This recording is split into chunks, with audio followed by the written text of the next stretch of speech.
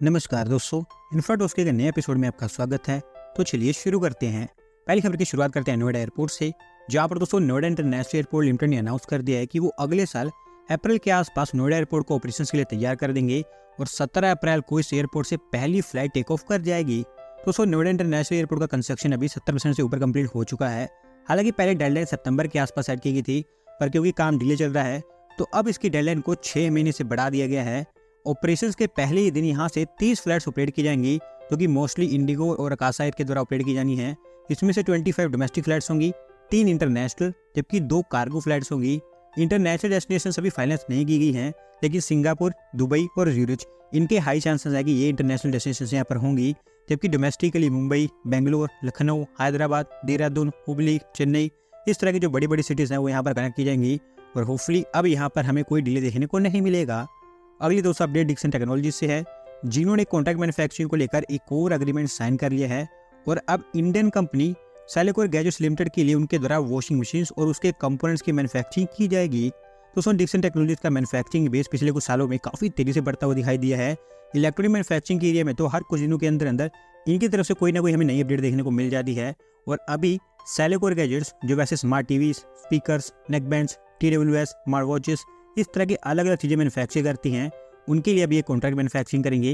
हालांकि इतने प्रोडक्ट्स ये मैन्युफैक्चर तो करते हैं, लेकिन अभी डिक्सन टेक्नोलॉजीज से सिर्फ ये वॉशिंग मशीन से मैन्युफैक्चर करवाएंगे। देखते हैं कि कहाँ पर इनकी मैन्युफैक्चरिंग की जाती है। अगली दोस्तों अपडेट हरियाणा से है, जहाँ पर दोस्तों हरियाणा में पेहोवा यमुनानगर रोड को 4 लेन में कन्वर्ट करने के लिए प्लानिंग स्टार्ट हो चुकी है और हरियाणा के CM के द्वारा ऑफिशियल्स को इसके ऊपर काम करने के लिए डायरेक्शन दे दिए गए हैं। दोस्तों पेहोवा यमुनानगर रोड करंटली एक 2 लेन का रोड है, जो हिमाचल प्रदेश और उत्तराखंड की तरफ जाने वाले कम्यूटर्स के लिए इंपॉर्टेंट रूट है। स्पेसिफिकली वो लोग इसका इस्तेमाल ज़्यादा करते हैं जो कि हरिद्वार की तरफ जाते हैं हरियाणा से। और काफ़ी लंबे समय से आगे लोकल लोगों के द्वारा डिमांड की जा रही थी कि इस रोड को बेहतर बनाया जाए, क्योंकि काफ़ी ट्रैफिक यहाँ पर देखने को मिलता है और फाइनली अभी ये चीज़ हो रही है। 4 लेन में इसको अपग्रेड कर दिया जाएगा, जिसके अंतर्गत कुरुक्षेत्र और लाडवा दोनों जगह पर बाईपासेस का भी कंस्ट्रक्शन किया जाएगा, ताकि इन सिटीज़ में भी जो ट्रैफिक जैम्स उनको रिड्यूस किया जा सके। देखते हैं कि कब तक इनके ऊपर ग्राउंड वर्क स्टार्ट होता है।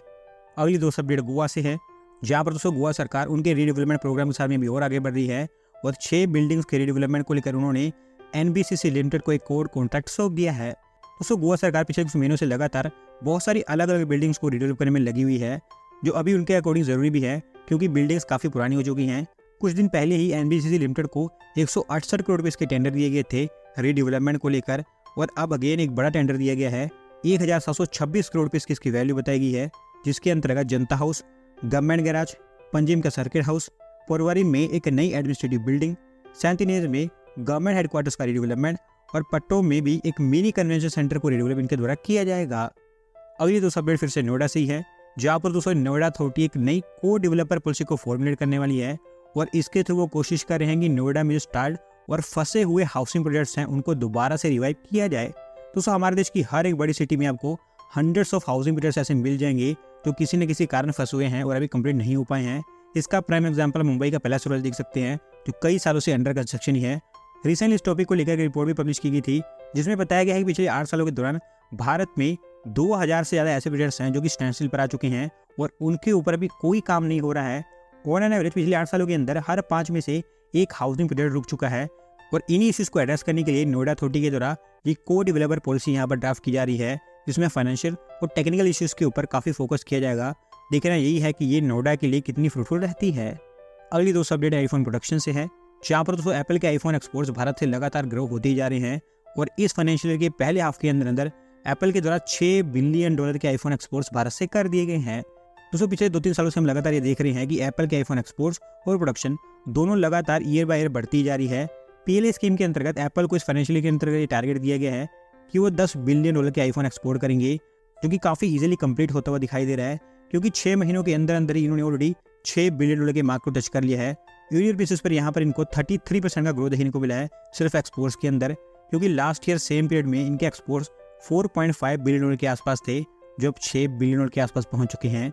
फॉक्सकॉन यहाँ पर बिगेस्ट कंट्रीब्यूटर रहा है, ऑलमोस्ट 50% कंट्रीब्यूशन इनकी तरफ से आया है।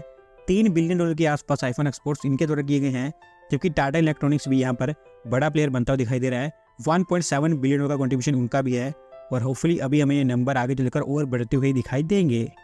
आज की दोस्तों लास्ट अपडेट हमारी रेलवे से है, जिन्होंने काइडेड रेल सॉल्यूशंस के साथ वंदे भारत टेंडर को भी रीनेगोशिएट कर दिया है और अब उनके द्वारा बताया गया है कि 120 वंदे भारत ट्रेन की बजाय 80 वंदे भारत स्लीपर ट्रेन की मैन्युफैक्चरिंग इनके द्वारा की जाएगी। दोस्तों पिछले 1-1.5 साल पहले रेलवे ने 200 वंदे भारत स्लीपर ट्रेन की मैन्युफैक्चरिंग को लेकर टेंडर रिलीज किया था, जिसमें से 120 ट्रेन का कॉन्ट्रैक्ट RVNL और रशियन कंपनी LES के जॉइंट वेंचर काइनेट सॉल्यूशंस को दिया गया था, जो कि लातूर में इनकी मैन्युफैक्चरिंग करने वाले हैं। जबकि 80 ट्रेन की मैन्युफैक्चरिंग का कॉन्ट्रैक्ट BHEL और टीटागढ़ के जॉइंट वेंचर को दिया गया है, जो कि ICF चेन्नई में इनकी मैन्युफैक्चरिंग करने वाले हैं। और अभी हमने रिसेंटली देखा भी था कि BHEL के द्वारा उनका प्रोटोटाइप अनवेल भी कर दिया गया है, जबकि काइनेट सॉल्यूशंस ने भी लातूर में उनके मैन्युफैक्चरिंग काम स्टार्ट कर दिया है। और अब यहाँ पर जो रीनेगोशिएशन हुआ है उसके अंतर्गत 120 ट्रेन सेट्स की बजाय 80 ट्रेन सेट्स इनके द्वारा मैन्युफैक्चर किए जाएंगे। और पहले जो ट्रेन 16 कोच वाली होने वाली थी, अब वो ट्रेन 24 कोच वाली होगी। कॉन्ट्रैक्ट की वैल्यू को सेम 35,000 करोड़ रुपीज़ का रखा गया है। और अच्छी बात यह है कि काइनेट रेलवे सॉल्यूशंस को रेलवे ने ये फ्रीडम दी है कि वो उनका खुद का प्रोटोटाइप और डिज़ाइन तैयार कर सकते हैं, जिसको ओब्वियसली रेलवे से अप्रूवल लेने की जरूरत होगी। और एक बार वो अप्रूव हो जाता है तो आपको वंदे भारत स्लीपर का दूसरा वर्जन भी देखने को मिलेगा। और अगर सब कुछ इनके प्लान के अकॉर्डिंग जाता है तो अगले साल दिसंबर के आसपास आपको ये प्रोटोटाइप तैयार होता हुआ दिखाई देगा। दोस्तों आज की वीडियो में बस इतना ही।